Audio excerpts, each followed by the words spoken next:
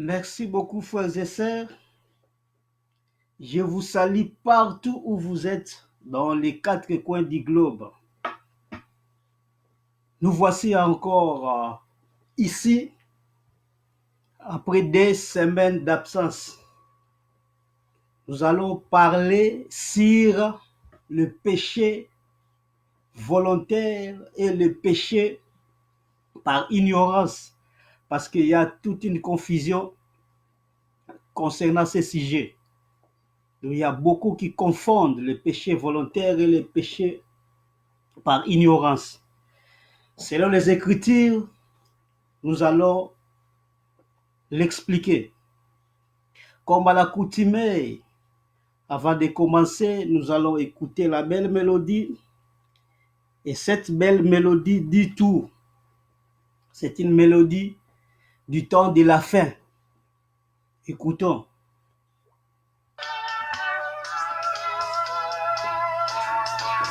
Merci beaucoup, merci beaucoup. On est live depuis l'Angleterre.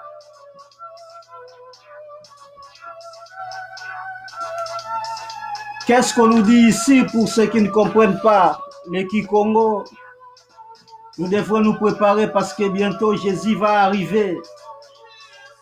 Et quand Jésus va arriver, il va prendre les siens qui sont les véritables vierges sages qui se sont préparés tout au long de leur vie.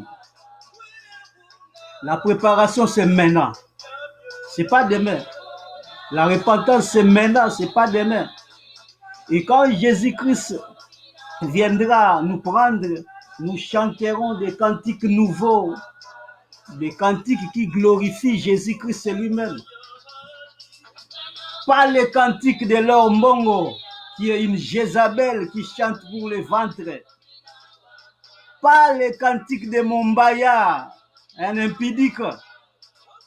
Pas les cantiques de José Nzita, un fumeur du chanvre. Pas les cantiques de Patrice, un sorcier. Vous pouvez ajouter vous-même. Donc pour dire que c'est du sérieux, il faut vous préparer. Jésus-Christ ne badine pas. Et malheur à ceux qui vont rester. Ceux qui vont rester vont subir la frappe de Jésus-Christ lui-même. Parce qu'après l'enlèvement, les fléaux vont commencer. Après l'enlèvement, le frappe de l'Éternel va commencer. Où sera-t-il, bien-aimé? Malheur à ceux qui vont rester. Est-ce que vous voulez rester? Je ne crois pas. C'est le temps maintenant de la repentance. Et une repentance sincère. Pas une repentance de soi-disant faux pasteurs comme des Marcelo Tounas qui encouragent la sodomie, comme les Sonic Afuta, les voleurs de 10 000 offrandes. Mais il faut une repentance sincère, comme les apôtres, comme Étienne, comme Paul, et que sais-je encore. Vous connaissez vous-même. Merci beaucoup, merci beaucoup. Notre prédication sera à Lingala, comme à l'accoutumée. Nous allons faire moins d'une heure du temps.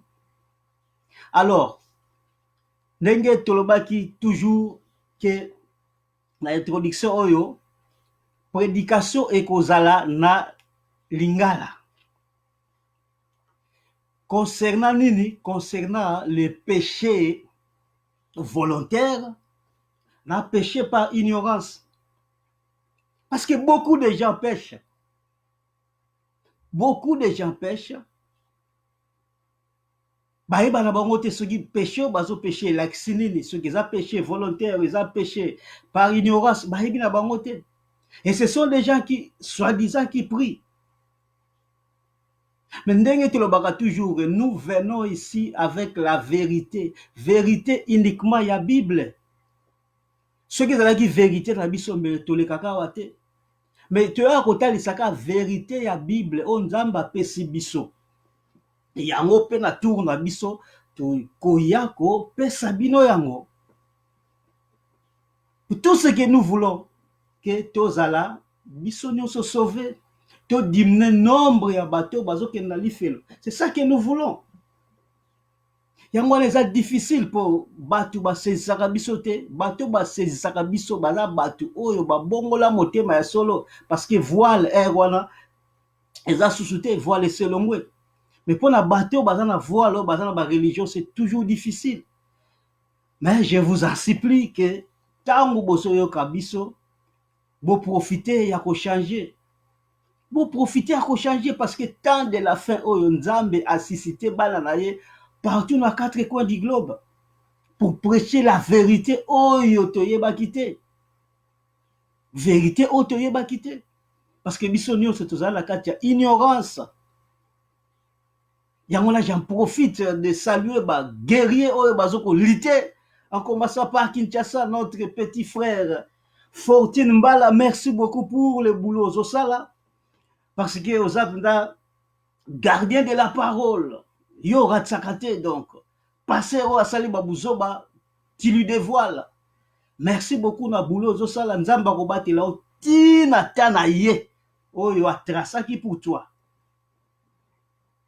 Je salue encore Ndeko Nabiso, l'évangéliste Samuel Dibandila depuis l'Allemagne. Merci beaucoup na boulot sala pour zo fond la batumiso. Je profite encore pour la Ndeko Didile na Milton Keynes. Que Dieu vous bénisse là-bas. Pour binokutu bozali par na biso en Angleterre. Donc que Dieu vous bénisse beaucoup baga ko sambela ndenge ya solo. Alors directement to leki ndenge to lobaki na les péchés volontaires, là les péchés par ignorance. Selon la Bible, autre expliquer, péché volontaire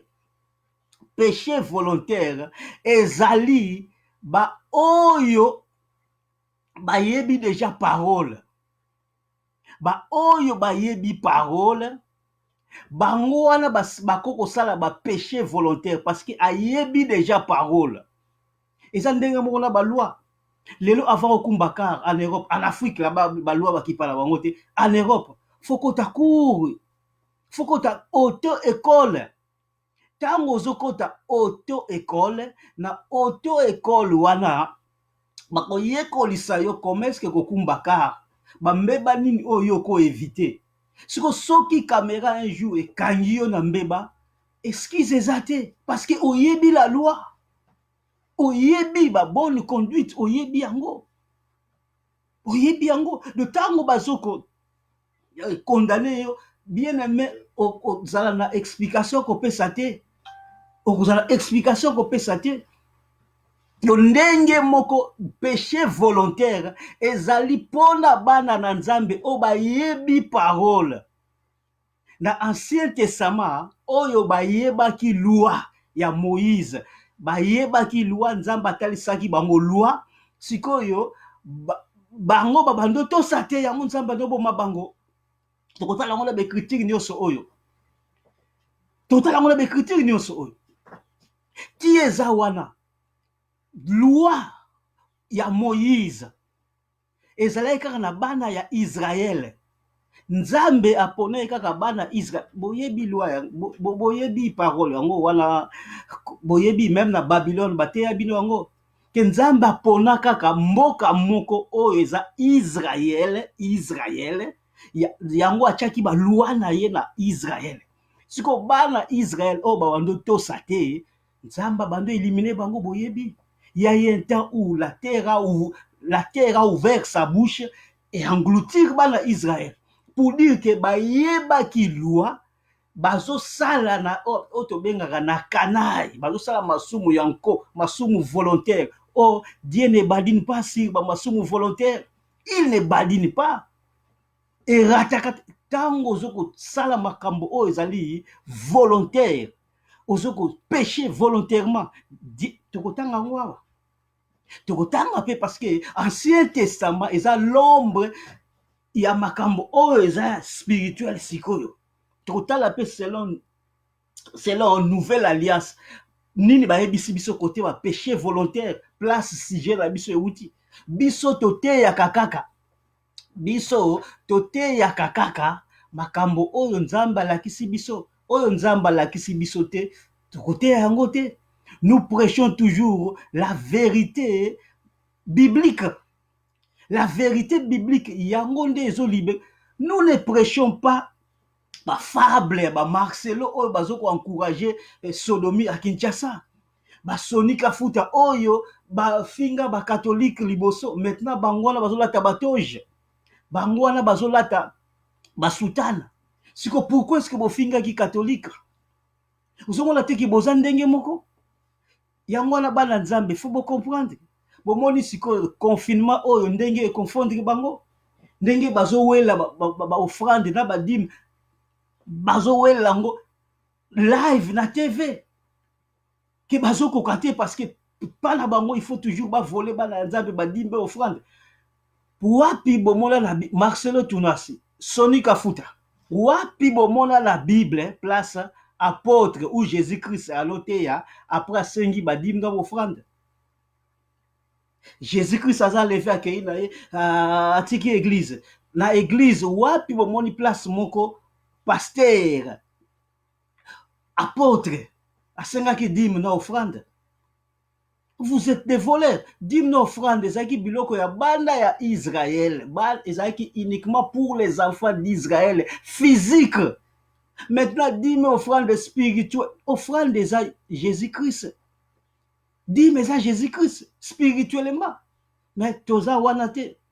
Voilà pour l'hôtel Sabino que comment est-ce que ces faux pasteurs ils sont là uniquement pour l'argent.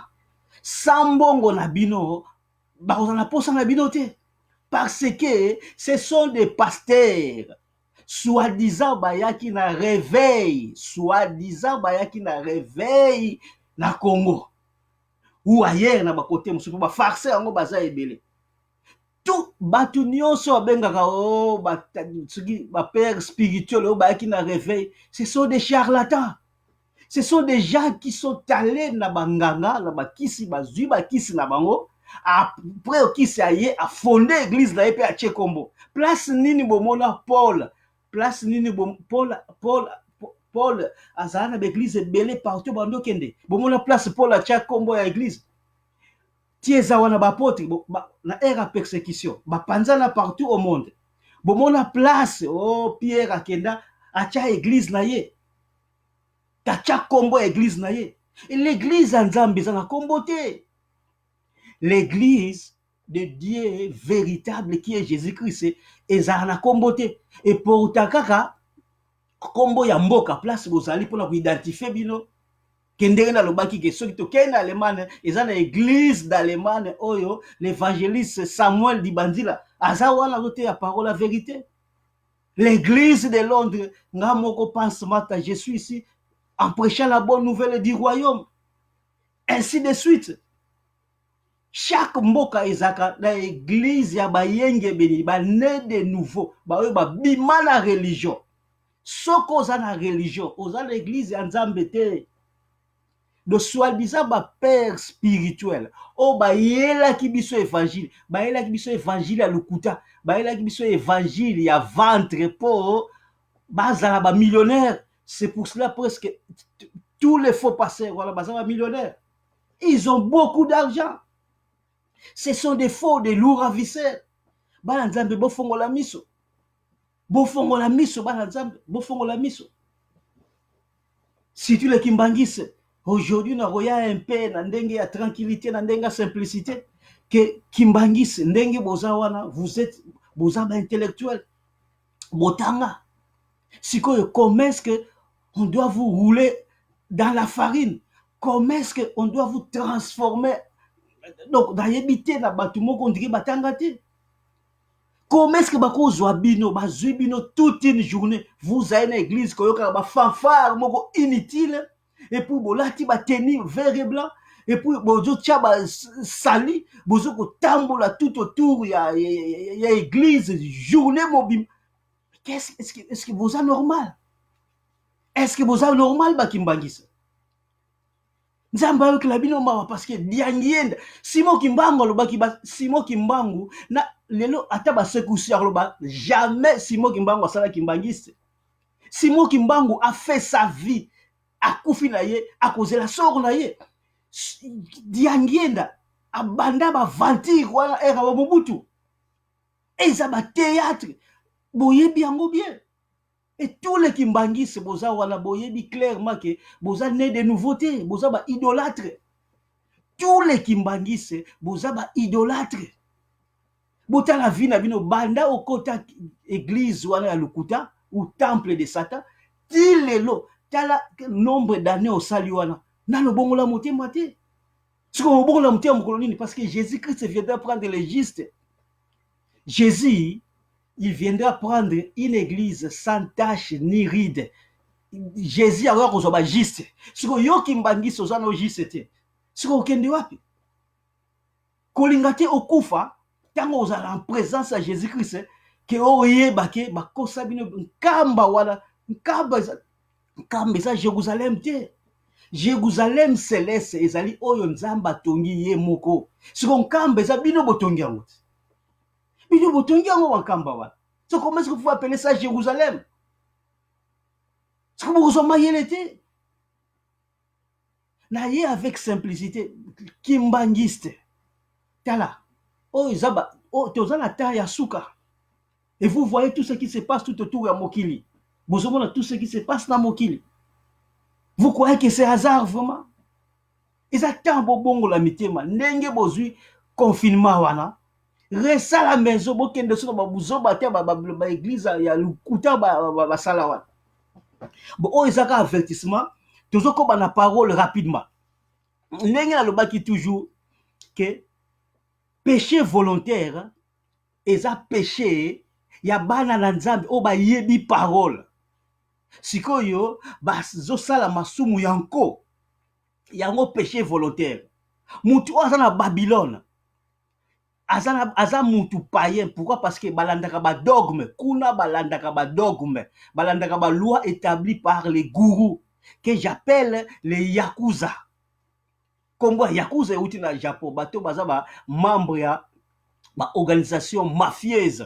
Na Japon ba benga ngo Yakuza. Ce que ces pasteurs, le kola basala ba organisation mafieuse qu'ils appellent église, temple, consort, yangola ce sont des Yakuza. Bangwa.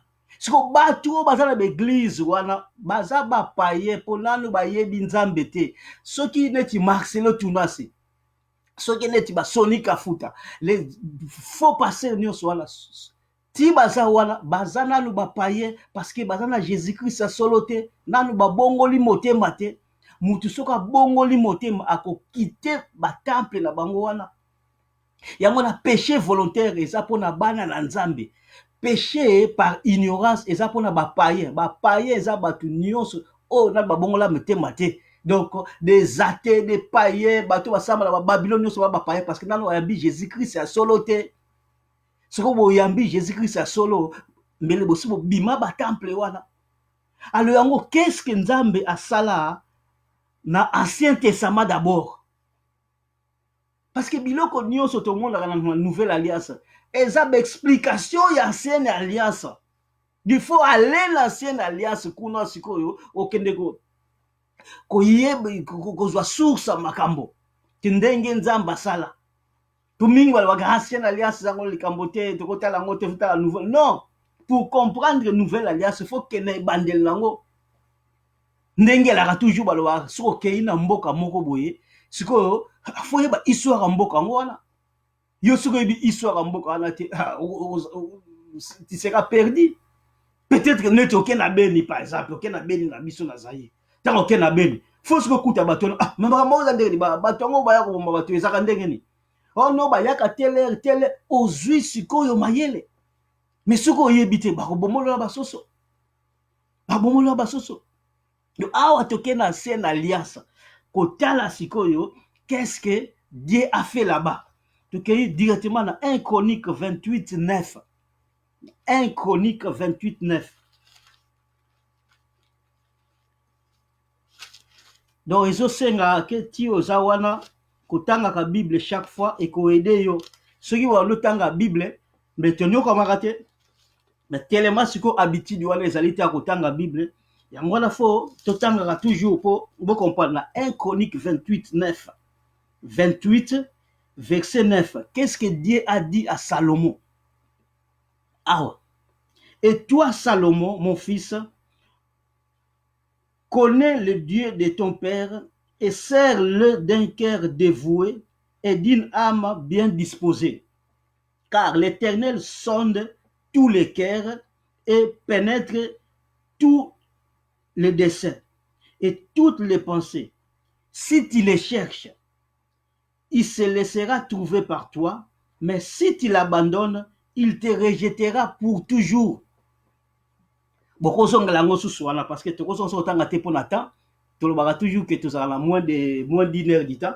Awa sikoyo bozomona soki oluki nzambe akoya ko se manifester pa na yo aso ba Salomon, mais soki o rejeté ye ko rejeté yo pour toujours. C'est bien écrit ici. Il se laissera trouver par toi, mais si tu l'abandonnes, il te rejettera pour toujours. Bozomona ndenge eza wana balobi te ke il te rejettera pour un temps. Pourquoi? Parce que Salomon ayebaki déjà mibeko. Donc c'était un avertissement, ayebaki mibeko que soki yo zonge nzamba ko rejeter pour toujours, babi te que pour un temps. Vous voyez comment est-ce que le péché volontaire place les ozoa esika na yango.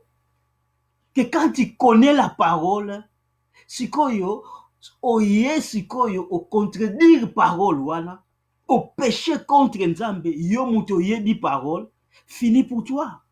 Babi clairement, il te rejettera pour toujours. Wana sikoyo, ezalaki 1 Chronique 28 9. Tokei directement na Josué 24 20. Pona ko gagner temps, ba version ngo bokotanga yango nyonso, mais biso tozopesa babiloko oyo ezali l'essentiel. Parce que dans ndako soko tanga yango nyonso, ça va t'aider et ko aider yo beaucoup.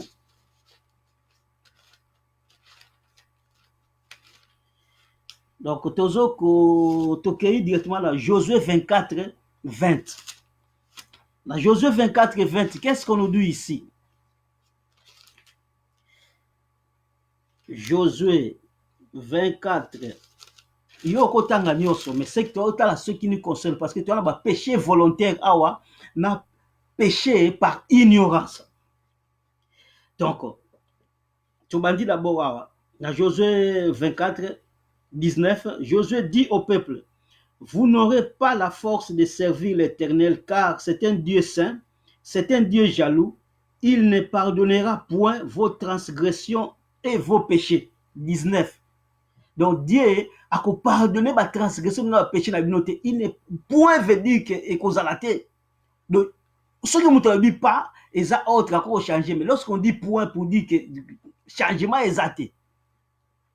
En fait, lorsque vous abandonnerez l'Éternel et que vous servirez de dieux étrangers, il reviendra vous faire du mal et il vous consumera après avoir fait du bien. De tango yebi parole, oh Josué atel sabana Israël, tango yo yebi parole, et que sikoyo yo bafoué parole, o transgressant o kosa masumu contre la parole de Dieu. Yeba que Josué dit clairement: lorsque vous abandonnerez l'Éternel et vous servirez les dieux étrangers, il y reviendra, le même Dieu wanalo salomalamu, il y reviendra vous faire du mal et il vous consumera après avoir fait du bien. Il vous consumera, veut dire fini pour toi, tu vas finir en affaire. Pardon coûte tes athées, chance coûte tes athées. Chance, pardon, il n'existe pas. Oh, na banani, na bana ya Israël, azo parler na ba Syrien te, azo parler na ba Égyptien te, azo parler na ba Éthiopien te, il parle na bana na ye. Botanga ngona ndako yokoza malamu. Awa tozo laksa ba grande ligne wana oyo eko aider bino. Parce que biso lingaka nini quand nous prêchons que yo zo contredire ou yo zo critiquer, tu as raison. Maintenant, montre-nous la vérité plus que oyo tozana yango okotika olaksa no biso te. Yangwana mingi ceux qui critiquent l'envoi dans les vides parce que à koko yate na vérité o ezali plus que autres ça n'existe pas parce que ce que nous prêchons ici est la vérité o ezali dans la vérité. Tokei directement dans le livre Nombre 32.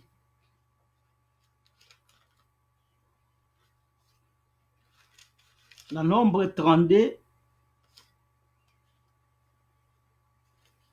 32, donc tozali na 11 à 12. Rapidement, ces hommes qui sont montés d'Égypte depuis l'âge de 20 ans et au-dessus ne verront point le pays que j'ai juré de donner à Abraham, à Isaac et à Jacob, car ils n'ont pas suivi pleinement ma voie, excepté Caleb, fils de Jephouné, le Kénizien, et Josué, fils de Nun, qui ont pleinement suivi la voie de l'Éternel.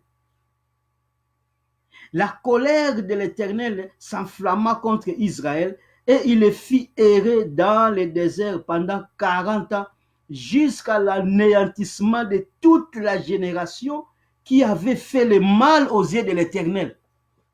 Français facile encore, qu'est-ce qu'on peut encore dire ici? Qu'est-ce qu'on peut encore dire ici?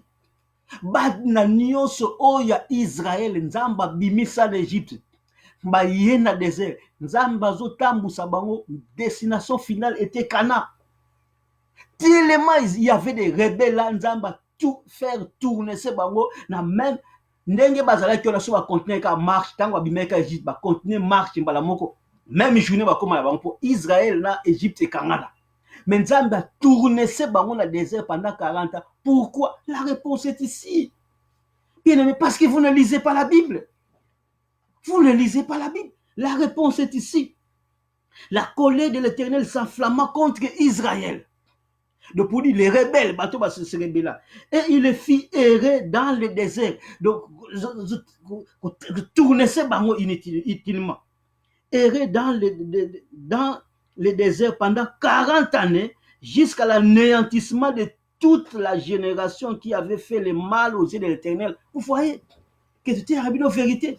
Jusqu'à l'anéantissement de Tinako effacer tous les rebelles. Pourquoi? Parce qu'ils avaient la parole, mais bato sa quitté. Basaki ba ignoranté. Ba yeba ki maramonzam basaki na kokatsa bango mai. Basaki na parole, mais balingi na bango côté osate. Balingi na bango côté osate. Vous voyez ce que c'est que Nzamba basala bango jusqu'à l'anéantissement pour dire que Dieu ne badine pas avec les péchés. Dieu ne badine pas avec les péchés, excepté Caleb et Josué. Pourquoi? Parce qu'ils ont marché pleinement de bateau sa parole à Nzambe ndenga loba 100%. Dieu ne badine pas. Quand Dieu te dit d'abandonner les péchés, abandonne les péchés. Quand il y a une explication, parce que le clairement, à quoi anéantir yo. Dieu a quoi anéantir. Dieu ne badine pas avec le péché. Tout ce qu'il veut que l'homme change le cœur à Zongi Nzambe. Tokei. Deutéronome 1. Deutéronome 1. Tozali na 35 à 36. Aucun des hommes de cette génération méchante ne verra le bon pays que j'ai juré de donner à vos pères, excepté, même parole, excepté Caleb, fils de Jephouné, il le verra, lui, et je donnerai à lui et à ses enfants les pays sur lesquels il a marché, parce qu'il a pleinement suivi la voie de l'Éternel. Josué, fils de Nun,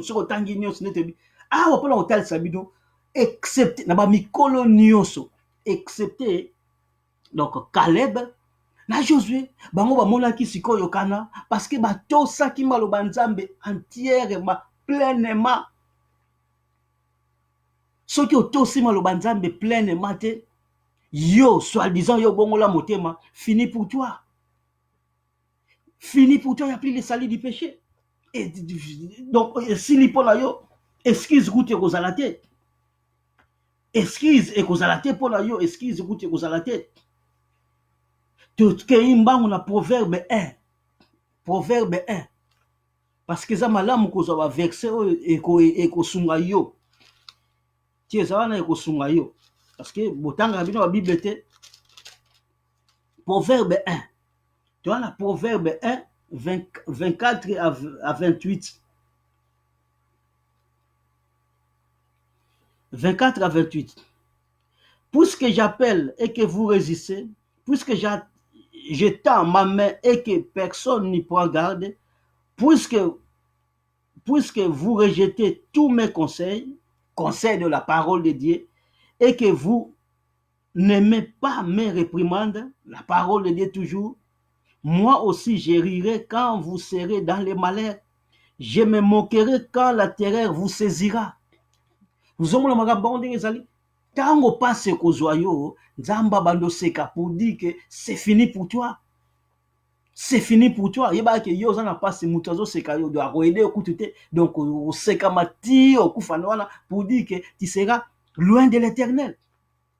Ba verset zamingi wana botanga o etali ancienne alliance. Si quand na nouvelle alliance place si je na biso utaki ba péché volontaire. Tokei na Hébreu 10. Tu vois, Hébreu 10.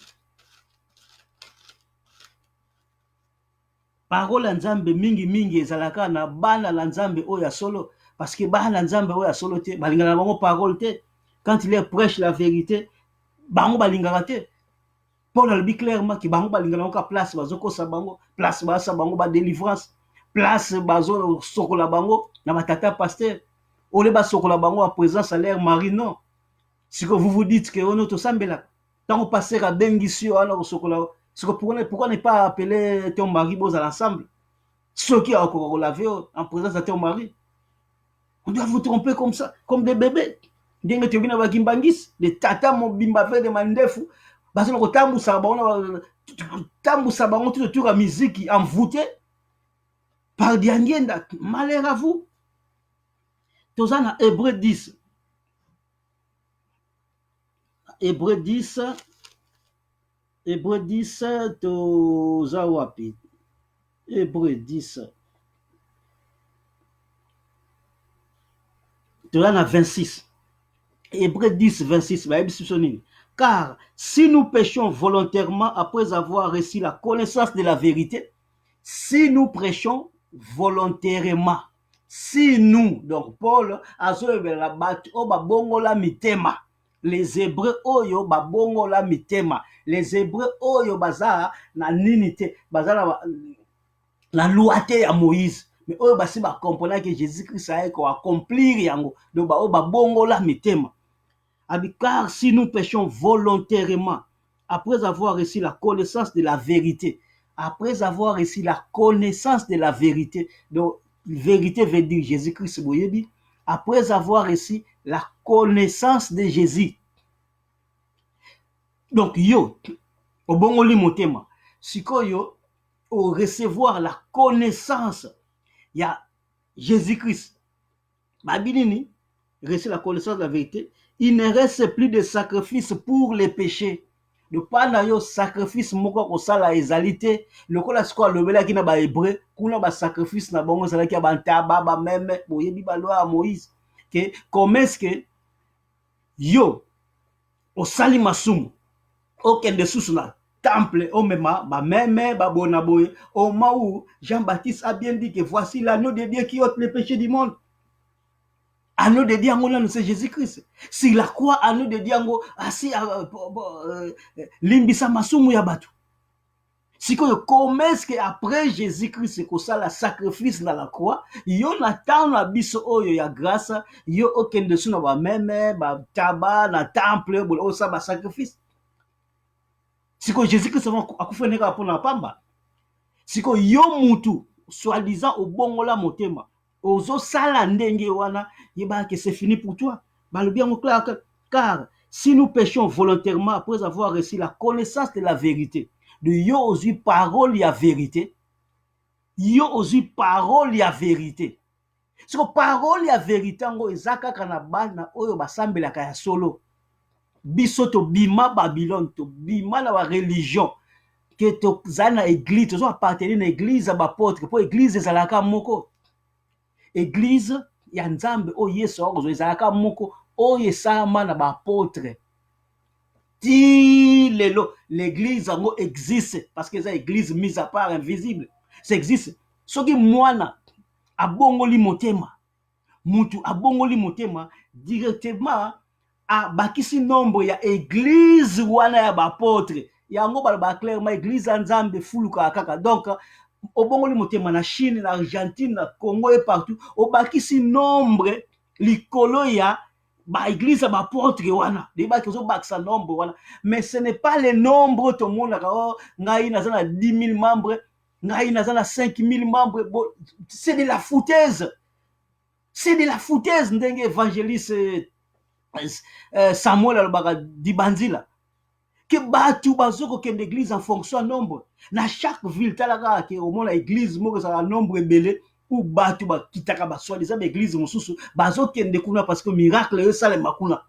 On m'a ah biso tu as 5 000, biso tu as boya bino kuna 2 personnes, 3 personnes. Malheur à vous, vous ne comprenez pas. L'église ya Nzambe zali partout où tu es et oza église yo partout où tu es ozoko tambola na église. Mais c'est bien dit que vous avez un temple. Temple, ça soutient au Marcelo, que a sali ce qui a escroqué bateau $1 million. Wana ko somba kaka terrain na limité wana. Siko tango bakotonga, il ko coûter combien de millions? Combien de millions il ko coûter temple wana? Boye bisangai Marcelo, est-ce qu'ako chango na kombo ya diacre? Ako chango na kombo ya ce qui choriste. Akocha kombo na ye, mwasi na ye et les enfants. C'est ça que nous voyons dans Babylone, nous sommes dans l'église, nous sommes soi-disant tata réveil, oh ba yela kibiso. L'église nous sommes là tout le monde là gana. Okobona tata akufi, mwasi azui. Mwasi akufi, mwana azui. Siko et comment ma wapi na Bible? Siko tango tunotali sabino bondimaka kate. Et vous allez accès bokondimaka. Nakati ya tombe, c'est trop tard déjà. Et quand il sera en face de Jésus-Christ dans le jugement, c'est trop tard déjà. C'est le temps d'y akondima lelo ke bazo ko sabino bo quitter babuzo bawana. Là on ne prêche pas la parole. Là ba parole la bino wafuta. Pour bo quitter l'église était. Yango zo la ba donateur na l'église wana, bato baza ba donateur, o ba pesa ka bambongo, bazaka privilégié. Bo si bo mona ba grand pasteur à Kinshasa wana, ba nota la mutu na bumbu. Ba nota la mutu na makala. Balotala mutu na rifla. Bosubo mona. Passer à muneti soli ka futa. Ake kotala mondimi moko na makala. Place carré comme makate. Marcelo Tunas. Ake kotala mutu. Ake kotala mutu na rifla. Place on a foke na njili sekomafa après ozui boatu. Okati. C'est de la foutaise ba okendete. Parce que barozo eloko nini côté wana. Mais ba okende place ombongo ezali. Siko est-ce que Bible wapi balbi qu'est-ce qu'il faut qu'on différencie ba membre? Siko ba côté ya bino comment? Boyebi, c'est l'état ko bongo la motema. Awa tozo te ya ba péché volontaire. Nan to côté na ba péché par ignorance te. Awa to te ya bana nzambe wa bongo la mitema. Babini. Car si nous péchons volontairement après avoir reçu la connaissance de la vérité, connaissance la vérité, wana yango eza la vraie parole. Soko yambi la vraie parole, yango wana eza connaissance la vérité. Pour Marcelo à côté yayo, okobongo la moté maté, parce qu'il est du diable. Diangenda à côté yayo, okobongo la moté maté pour diangenda za sataniste. Ce sont des yakuza. Lelo nini basoni kafuta ba côté ayo okobongo la moté maté parce que bana parole la vérité. Ce sont des gens qui ont pris des gris ba kisi pour ba ko sala ba église na bango wana. Siko batu nyonso ba kende na église wana. Nyonso ba kende église wana siko ba envuta bango. Donc ba envuta bango. donc bakolanda kaka likambo yakuza zoloba, donc likambo tata passer azoloba, bango bakotanga kutu bible te, bakozala kaka wana pour passer alobi nini basali comme des moutons déjà basi bakangi déjà na kingo, donc boko bouger soute yango na un jour soki nzamba fongoli o miso et que nzamba yokelema obimi place wana omona ndenge ba le combattre yo ou ba le combattre yo physiquement et spirituellement, parce que aussi okimi libulu na bango, libulu anguma yo bimi ndenge nini, et que la combat pour toi. Nous on a vécu ça, on a fait 30 ans à l'église à Lokuta wana, 30 ans à l'église à Lokuta, et il est là nous sommes combattus par des sorciers pasteurs.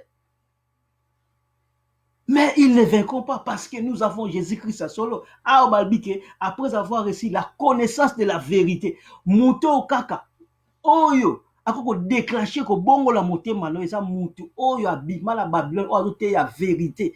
Vérité wana c'est Jésus-Christ que tu vas recevoir, et c'est Jésus-Christ va déclencher ko bongo la motema. Et ici je réitère encore ndenge na lobaka ba yambisaka mutu Yesu te. Ba yambisaka mutu Yesu te. Que mutu boleka liboso wana les adis na bala le faisait. Boleka liboso boleki liboso wana. Oh non, kolo Yesu. Na ye pa na limbisanga. Ce sont des théâtres. Ce sont des théâtres. Botala origine église na acte des apôtres. Pierre asalaki nini? Ba juifo bazaki teti ba doté yaki bango bazo prêcher bango la vraie parole, et cette parole tango ba touchama ki babi siko to sala nini? De yo faut ya mutu vérité on a ko longo la babuzo banaye à partir ka ko longo babuzo bané que Jésus-Christ va prendre des places. Mais ba yambisa ka mutu Yesu te. Combien la église là ba yambisa Yesu tisme lelo bazalo ka ba païen. Bazalo ka ba païen. Donc yango na ndenge tu le dis clairement que là-bas na l'église oya Lukuta ba prêchaka vérité te. Nyonso bateyaka wana eza ba fausse parole, de parole ya Lukuta. Toleki ozongi sima tozalaki na Hébreu 10 26, donc tangaka nyonso wana okomona tokei na Hébreu 6 4 à 6, toujours le péché volontaire où ils ont concerné bana ya Nzambe. Ba ebisoni na 4 à 6. Car il était dans Hébreu 6 4 à 6. Car il est impossible car il est impossible que ceux qui ont été une fois éclairés, de ceux qui étaient une fois éclairés, ba oyo ba yamba Yesu, parce que soko yambi Yesu ba longoli ténèbres za voile, ba tu nyonso ba paye o ba l'église à Babylone nyonso wana ba na voile. Ka ba comprendre ba écriture te. Siko eza nini? Soki o yambi écriture ya solo o komi éclairé maintenant misolo zomona, tu peux voir maintenant les écritures, on peut comprendre l'écriture. Pour biso to sala ba 30 ans à l'église à Lokuta wana, tu comprenais biso l'écriture te. Donc tu vas nous tordre l'écriture, tu vas comprendre, tu vas kosa biso na biso ko kosa malakati wana, donc dans la confusion totale. Mais maintenant ce que bongoli motema nzamba longoli voile, tu commences maintenant à voir, donc comme éclairer la lumière. Ndenge babike la parole eza lampe na makolo na ngai, donc la parole eza lumière. Qui ont goûté les dons célestes, ba oyo ba goûta dons célestes de bateau yo ba bongola metema ba longwa Babylone ba goûta dons célestes pour baza éclairer ba yebi parole.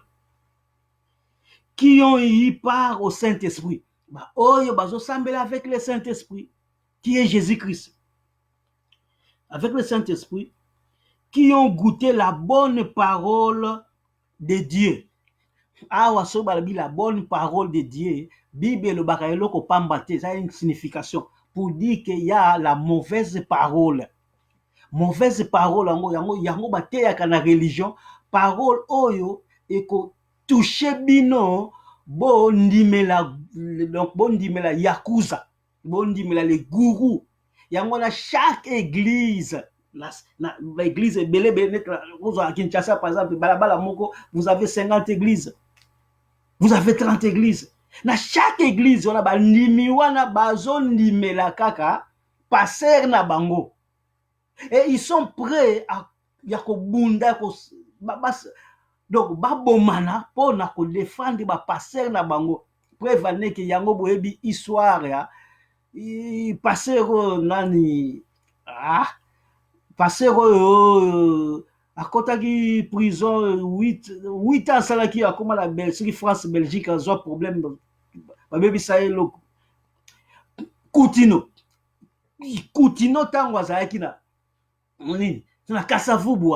Vous savez l'histoire avec passer azalaki pembe na vous connaissez les noms bandimi na bango babando donc bebana pona ko défendre ba yakuza ko défendre des Coutinho et passer mususu na peso ki na kombe na habiter na bosana boyebi histoire mais baza wala te pour défendre Jésus-Christ. Jésus-Christ est allé monter les louvres kende ko tumbola Mahomet kende pas musulman tumbola Mahomet soki yoko bima place wana finga Mahomet kende finga Mahomet soki yoko bima place babi que nous sommes les défenseurs de Christ. Ce que défenseur du Christ donc yo zo défendre ce Christ tu es en train de défendre maintenant les tata pasteurs. Malheur à vous, repentez-vous parce que temps est anal.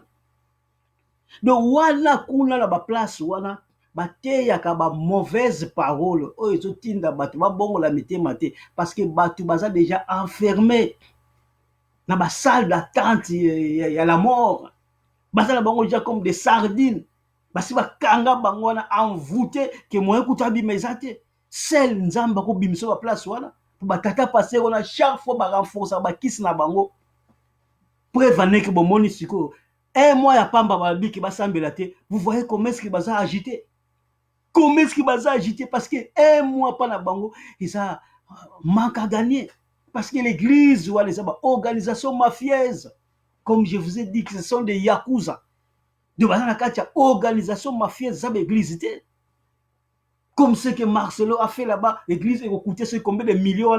Vous croyez que millions les abino et ça y a moko avec fortune la famille na ye. Mais malheureusement il va finir à l'affaire. Malheureusement il va finir à l'affaire parce que tu regardes probablement un jour il y a péché et péché, il y a d'autres ils ont péché, il y a d'autres qui ont vendu leur âme à Satan. Ou on a trop tard pour eux. Ba Michael Jackson par exemple, ba ko bongo la mité maté parce que ba teka ki ba âme na bango. Ba Marcelo na ba teka ba âme na bango. Ba teka ba âme na bango pour l'argent.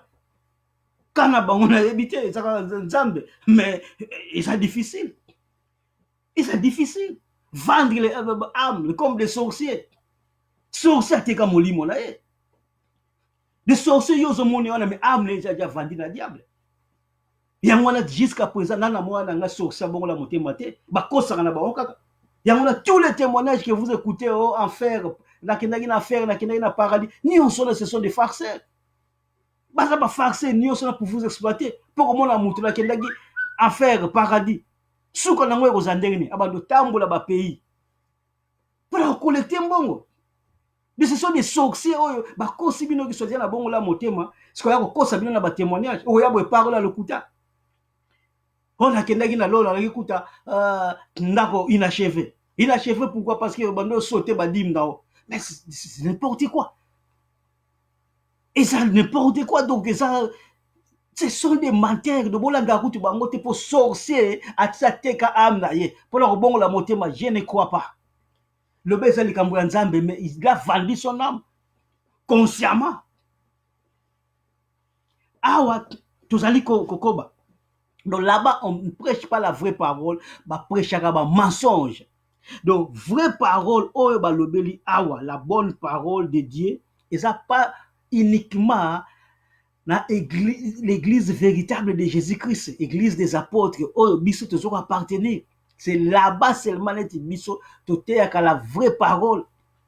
Liban de la religion, vraie parole les athées. Parce qu'ils n'ont pas Jésus-Christ. Afin de prêcher la vraie parole, il faut en avoir Jésus-Christ. Tout ce que tu dis, c'est Jésus-Christ qui t'a mis parole wana et tant ozo transmettre yango ozo transmettre Jésus-Christ mbala moko eza neti système ba téléphone tant ozo sola directement voir na ezokoma kuna ndenge moko siko na Jésus-Christ si tu ozo prêcher directement parole ozo recevoir Jésus-Christ directement pour de nous-mêmes tu prêcher parce que nous nandimaki te kutu na kosala makambo ya koteya parce que ezalaki premier eloko na yina na la vie premier eloko na bando yina. Mais Jésus-Christ a kangi biso na filet na ye. Maintenant nous sommes devenus des esclaves de Jésus-Christ comme Paul. Et loko kana te siko komo sala yango. Vous voyez croyez que ça hasard? Non. Beaucoup tu na batuni se semble là na Babylone. Beaucoup tu na les membres ya ba famille. Ba ko yebisa bino. Mais loko yo zo linga ko sala te ya ko prêcher yango nde Jésus-Christ a kangi loka de loko wana. Oh kima. Oh, qui m'a appelé, qui me les a été. Donc, tu as la filet de Jésus-Christ, esclaves de Jésus-Christ, pas de Satan, mais eux, ils sont esclaves de Satan. Yamala Satan, Chico Tarabango, Yamala, ils ne sont pas libres là-bas. Là-bas, minuit, 1h, il faut que la réunion diabolique na Boutou, il faut que ceux qui na désert à Kalahari, il faut que na désert à Sarah, basa liberté. Et les autres, beaucoup, ils mangent leur matière fécale. Boyebi. Boyebi. Bah, Marcelo, vous croyez qu'il faut la gloire, voilà, diable, paie ça, bah, conditions terribles. Pour l'église, minene, 5, 10 000 personnes. Diable, paie ça, bah, conditions terribles. Mais bah, quoi, ça noté. Bah, quoi, ça noté parce qu'ils ont vendu leur âme. Pas la bango, donc, tu es un candidat à l'enfer. Vous croyez que ces démons, oh ayebi ki naza nateka am na ngai ki naza candidat en affaire à la côté aux vérités. Mais ouvrez vos yeux. Ouvrez vos yeux, ce sont des gens qui vont détruire le monde. Les diables ont utilisé Batandengwana. Neti Marcelo Tiaza la cause de 10 000. Combien balandaka baona ba YouTube? Yangona ndenge évangile Samuel ba clairement. Quand on a moutu déjà là ba YouTube na yaza na 100 000, 200 000, 1 million de vues. Mais vous comprenez? C'est bien dit que ti ezawana beaucoup vont les suivre. Matthieu a bien dit ça, beaucoup vont les suivre. Il y en a beaucoup ezolanda bango. Pourquoi? Parce que diable azoko bénir bango na ndenga mabe. Donc ti ba mambo wana bazoya bazofutaka badime, bazofutaka bofrandi wana tout yango yosala bango ba riche. Pour la nini yango nde koteka âme na bango esuka ba finir en enfer. De là-bas, il n'y a pas la bonne parole. La bonne parole, c'est en Jésus-Christ. Donc, qui ont goûté la bonne parole de Dieu et les puissances du siècle à venir et qui sont tombés soient encore renouvelés. Liboso là-bas clairement, car il est impossible. Alors, clairement, et qui sont tombés, de yo osa déjà renouvelé, si qu'on osa tombé, soit encore renouvelé et amené à la repentance, puisqu'il crucifie pour leur part le Fils de Dieu et l'expose à l'ignominie. Donc, ozoko bafoué ce que Jésus-Christ a fait sur la croix. Donc, sur la croix, yo, donc, au foulé au sol tout ce que Jésus a fait. C'est difficile encore pour nous de pardonner. Parce que le même Jésus, oh yozo bafoué, oh ya ça qui boulot pour toi, ne reviendra plus pour faire notre boulot. Le yango les a péché volontaire.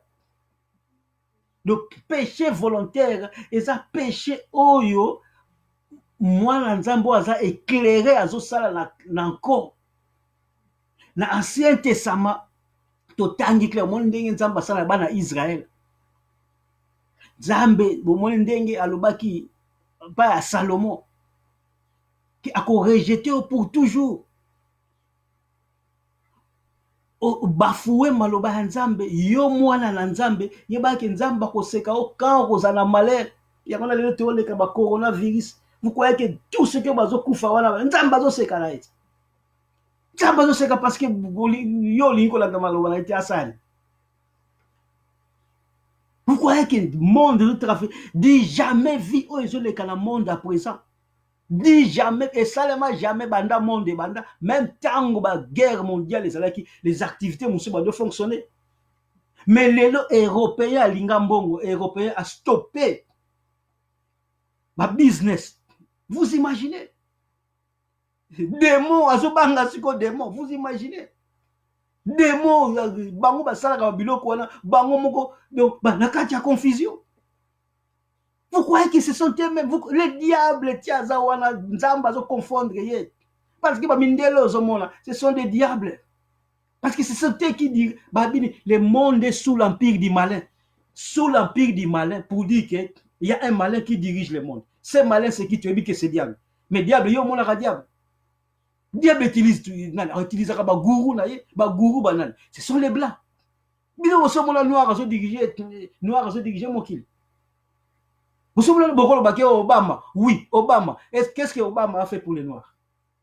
Obama ezaka nzoto kaya mutu mwindi makabonetsa mundele. Ce sont les blancs qui dirigent, les blancs, les gourous. Nzambe a confondre bango.